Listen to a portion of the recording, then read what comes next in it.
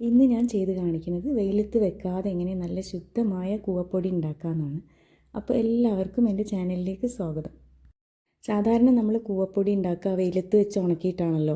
അപ്പോൾ കാറ്റുണ്ടാവും, പൊടി മണ്ണൊക്കെ ആവും, അതിൽ കുറച്ച് സമയം എടുക്കും അത് പൊടിയായി കിട്ടാനൊക്കെ കേട്ടോ. അപ്പോൾ ഞാൻ ഇന്ന് കാണിക്കുന്ന ഒരു രീതിക്ക് ഉണ്ടാക്കുകയാണെങ്കിൽ നല്ല വൃത്തിയുള്ള കൂവപ്പൊടി കിട്ടും ചെയ്യും, കേടുകൂടാതെ ഇരിക്കുകയും ചെയ്യും കേട്ടോ.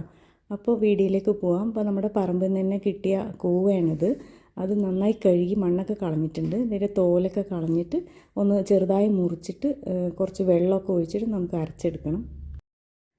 ഇനി ഇത് നന്നായി അരച്ചെടുക്കാം. അപ്പോൾ എല്ലാം ഒന്നിച്ച് അരച്ചെടുത്തിട്ട് അരിച്ചാലും മതി. ഞാനിപ്പോൾ ഓരോ പ്രാവശ്യം മിക്സിയിൽ അരക്കണതും അരിച്ചെടുക്കുകയാണ് കേട്ടോ. അപ്പോൾ ഒരു തോർത്ത് വെച്ചിട്ടാണ് അരിച്ചെടുക്കുന്നത്. നല്ലോണം വെള്ളം ഒഴിച്ചിട്ട് തന്നെ അത് അരിക്കുക. ഇങ്ങനെ തോർത്തിൽ നമ്മളിങ്ങനെ പിഴിഞ്ഞെടുത്തിട്ട് കിട്ടണ ആ ഒരു ചണ്ടി മാറ്റി വെച്ചിട്ട് അതിൽ വീണ്ടും വെള്ളം ഒഴിച്ചിട്ട് വീണ്ടും ഒന്നും കൂടെ അരിക്കണം കേട്ടോ. അപ്പോൾ ഞാനതങ്ങനെ കാണിക്കണില്ല, കുറേ സമയം എടുക്കും. അപ്പോൾ ഇതുപോലെ ചെയ്താൽ മതി. ഇങ്ങനെ പിഴിഞ്ഞ് കിട്ടണില്ല, അതിൻ്റെ ഉള്ളിലത്തെ എടുത്തിട്ട് വേറെ പാത്രത്തിലിടുക, എന്നിട്ട് കുറച്ച് വെള്ളം ഒഴിക്കുക, എന്നിട്ട് അരിക്കുക. അപ്പോൾ ഇതുപോലെ ഇങ്ങനെ കിട്ടും, അത് കളയാം. പിന്നെ അവസാനം തോർത്തിൽ കെട്ടി നിൽക്കണ ആ ഒരു ചണ്ടിയാണ് ഇത്. അത് ഞാൻ വെയിലത്ത് വെച്ച് ഉണക്കാമെന്ന് വിചാരിക്കുന്നുണ്ട്. ഇത് ഈ പൊടിൻ്റെ കൂടെ എടുക്കണില്ല കേട്ടോ. ഇനി നമുക്ക് ആ വെള്ളം നിറയെ ഒഴിച്ച് വെച്ചിട്ടുണ്ടല്ലോ, അത് ഊറാൻ വെക്കാം. എന്നിട്ട് ഇങ്ങനെ ഊറി വരുമ്പോൾ അത് കളയുക, പിന്നെയും വെള്ളം ഒഴിച്ച് വെക്കുക. അപ്പോൾ ആ വെള്ളം തെളിയണ വരെ നമ്മളങ്ങനെ ഇടയ്ക്കിടയ്ക്ക് ഇങ്ങനെ ചെയ്യണം കേട്ടോ. ഏറ്റവും അവസാനം നമുക്ക് ആ തെളിഞ്ഞ വെള്ളം കളഞ്ഞ ശേഷം അടിയിലത്തെ കണ്ടിങ്ങനെ മാവ് പോലെ കിട്ടും. അതിനൊരു പാത്രത്തിലാക്കിയിട്ട് ഫ്രീസറിൽ വെക്കാം.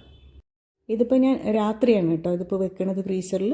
പിന്നെ നമുക്കിനി ഇത് രാവിലെ എടുത്തിട്ട് കുറച്ചും കൂടെ പരന്ന പാത്രത്തിലേക്ക് ഒഴിച്ച് വെക്കാം. ഇപ്പം രാവിലെ ആയിട്ടുണ്ട്. ഞാനിപ്പോൾ ഇത് കുഞ്ഞി പാത്രത്തിലാണ് ഞാനത് ഇട്ട് വെച്ച്, ഫ്രീസറിൽ സ്ഥലമില്ലാത്ത കാരണം കൊണ്ടായിരുന്നു കേട്ടോ. ഇനി നമുക്കതൊരിങ്ങനെ പരന്ന പാത്രം ഉണ്ടാവില്ല, കുറച്ച് വലിയ പാത്രത്തിൽ ആക്കി വെക്കാം. ഇങ്ങനെ കട്ട പിടിച്ചിട്ടായിരിക്കണം, അതിൽ കുറേയൊക്കെ വെള്ളം അങ്ങനെ ഇവാപറേറ്റ് ആയിട്ട് പോയിട്ടുണ്ടാവും. ഇനി നമുക്ക് ആ കട്ടയൊക്കെ ഒന്ന് ഉടച്ചിട്ട് വീണ്ടും ഫ്രീസറിൽ വെക്കാം. ഒരു 2 മണിക്കൂർ കഴിഞ്ഞിട്ട് എടുത്തു കഴിഞ്ഞാൽ അത് ഇതുപോലെ ഉണ്ടാവും. അപ്പോൾ അത് നമ്മൾ ആ സ്പൂണ് കൊണ്ടൊക്കെ ഒന്ന് ഇളക്കുക, എന്നിട്ട് പിന്നെയും ഫ്രീസറിൽ വെക്കാം. അപ്പോൾ ഒരു ദിവസം മുഴുവൻ പിന്നെയും ഫ്രീസറിൽ വെക്കണം കേട്ടോ. അപ്പോൾ കുറേയൊക്കെ വെള്ളം കുറഞ്ഞിട്ടുണ്ട് കണ്ടില്ലേ. ഇനി നമ്മൾ പിറ്റേ ദിവസം ഇങ്ങനെ ഫ്രീസറിൽ വെച്ചത് എടുത്തത് ഞാൻ കാണിക്കാം. അപ്പോൾ ഇത് കണ്ടോ, കുറേയൊക്കെ വെള്ളം അതിൻ്റെ പോയി നല്ലോണം കട്ട ഇങ്ങനെ ഉടഞ്ഞു വരുന്നുണ്ട്. ഒരു നമ്മൾ പുട്ടിനൊക്കെ പൊടി നനച്ച ഒരു പരിവായിട്ടുണ്ട്. അപ്പോൾ നമ്മൾ ആ കട്ടയൊക്കെ ഒന്ന് കൈകൊണ്ട് നല്ലോണം എടുത്ത് വിടർത്തിയിട്ട് പിന്നെ നമ്മൾ ഫ്രീസറിൽ വെക്കണ്ട, ഫ്രിഡ്ജിൽ വെച്ചാൽ മതി. രാവിലെ ഫ്രിഡ്ജിൽ വെച്ചിട്ട് പിന്നെ വൈകുന്നേരം ഞാൻ എടുത്ത് കാണിക്കാം. എല്ലാവർക്കും സംശയം ഉണ്ടാവും, ഈ ഫ്രിഡ്ജിൽ വെച്ച് ഈ നനവ് കൊടുക്കാൻ ഈ പൊടി കേട് വരില്ലേന്ന് കേട്ടോ. അപ്പോൾ ഇതിൻ്റെ നനവ് കംപ്ലീറ്റ് പോകും കേട്ടോ. അപ്പോൾ ഇത് കണ്ടോ, ഇനി നമുക്ക് ഫ്രിഡ്ജിൽ നിന്ന് പുറത്ത് വെച്ചിട്ട് ഇതുപോലെ ഒരു നെറ്റ് കൊണ്ട് അടച്ച് വെക്കാം. നമ്മുടെ കിച്ചൻ്റെ കൗണ്ടർ ടോപ്പിലോ എവിടെയെങ്കിലും ഒരു സൈഡിൽ അങ്ങനെ വെച്ചാൽ മതി. ആ ഒരു ദിവസം മുഴുവൻ അങ്ങനെ വെക്കാം. അതിന് ഇടയ്ക്ക് സ്പൂണും കൊണ്ടൊന്ന് ഇങ്ങനെ ഇളക്കി നോക്കണം കേട്ടോ. അപ്പോൾ നമുക്ക് അറിയാൻ പറ്റും അതിൽ വെള്ളം കംപ്ലീറ്റ് പോയിട്ടുണ്ടാകും. ഇപ്പോൾ ആയിട്ടുണ്ട്, നല്ല സ്മൂത്തായിട്ട് സ്പൂണിൽ നിന്ന് വീണുണ്ട്. അപ്പോൾ നമ്മുടെ പൊടി ഇവിടെ റെഡിയായി. ഇനി നമുക്കത് ബോട്ടിലാക്കി വെക്കാം. അത് നിങ്ങൾ ഇതിനെ പൊടി ഇളക്കി നോക്കുമ്പോൾ തീരെ നനവില്ലാന്ന് കാണുമ്പോൾ മാത്രമേ ബോട്ടിലാക്കാൻ പാടുള്ളൂ കേട്ടോ. നമുക്കറിയാൻ പറ്റും, ആ സ്പൂണും കൊണ്ട് കോരി ഒഴിക്കുമ്പോൾ അതിങ്ങനെ നല്ലോണം ഫാസ്റ്റായിട്ട് വീഴും സ്പൂണിൽ നിന്ന്. അപ്പോൾ റെഡി ആയിട്ടുണ്ട്. ഇത്രേ കിട്ടിയിട്ടുള്ളൂ ആ നല്ല ശുദ്ധമായ പൊടി. പിന്നെ ഞാൻ ആ പിഴിഞ്ഞ ചണ്ടി വെയിലത്ത് വെച്ച് ഉണക്കിയെടുത്തതാണത്. അത് നമുക്കൊന്ന് പൊടിച്ച് നോക്കാം. ഇതിപ്പോൾ പൊടിച്ചെടുത്തിട്ടുണ്ട്. എന്നിട്ട് ഞാൻ 2 പ്രാവശ്യം അരിച്ചു കേട്ടോ, അതിൻ്റെ ഫുൾ ആ ഒരു നാരൊക്കെ പോകാൻ വേണ്ടിയിട്ട്.